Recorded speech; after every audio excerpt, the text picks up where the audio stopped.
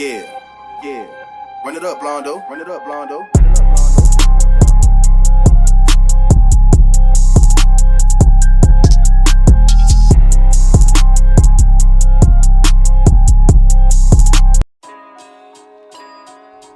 I know it was just the first Summer League game, but wow, it's hard not to overreact.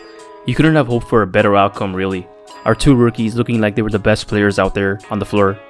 Paolo Banchero looked like he was way above everyone else and absolutely owning his matchup against Jabari Smith Jr. to Caleb Houstan putting up 20 points and barely taking any dribbles to do so.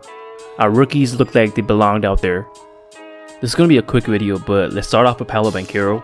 His dominant performance was needed, especially after, Chet Holmgren's debut had left some fans and even some national media members questioning the Magic's decision to select Paolo Banchero over Chet, which was just crazy when you think about it.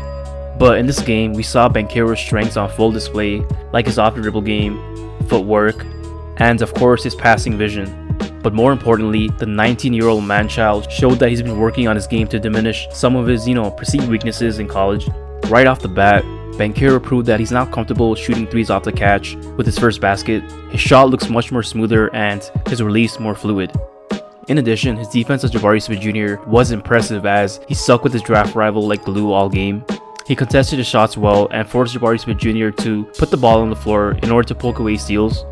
The most glaring defensive concern about Banchero was his rim protection and his future as a small ball 5 option. Well, from this game alone, he showed that he has all the tools of being a decent one. He displayed his 41-inch max vertical when he blocked the living daylight out of Jabari Smith Jr. in this play right here. He was also ready to rotate on time and contest a few layups as well in the paint.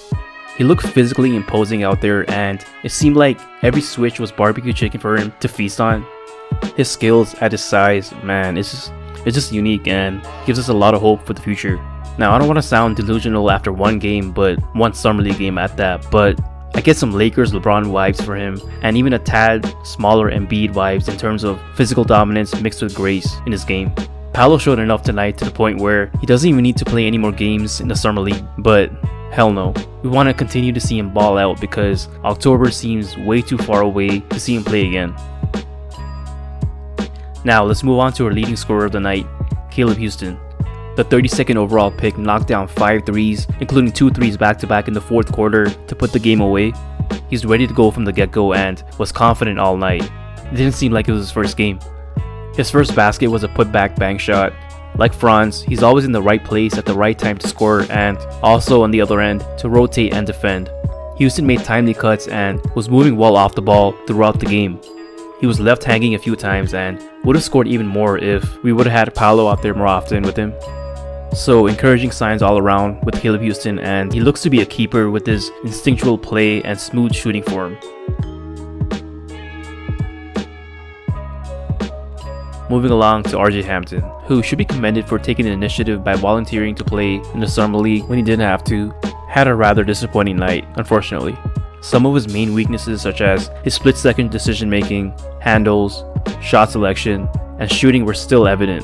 RJ forced up a lot of bad shots and his play was chaotic for the most part. He still needs to calm down and find the gaps to attack like he did right here.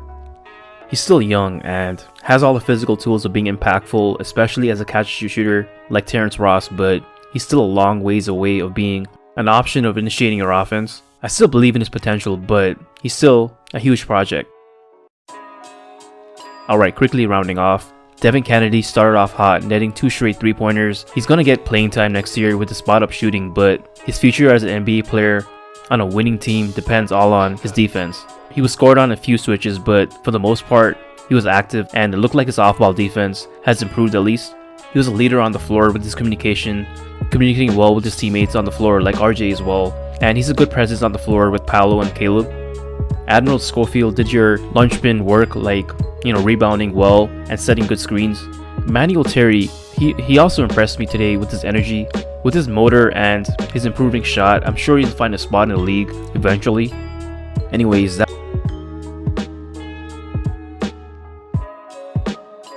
was just a brief round off of the first Summer League game. It was a perfect start to the Paolo Banchero era.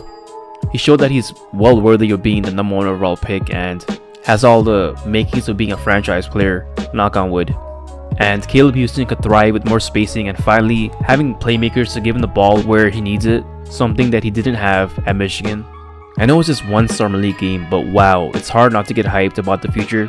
Please let me know what you guys thought about our rookies in their first game in the comment section below. Thanks again for all the subscriptions. It's almost at 700. I can't believe it. I can't thank you all enough, and I'm going to reciprocate the love by putting out more free Magic content for you guys. Thanks again for all the support, and let's go Magic.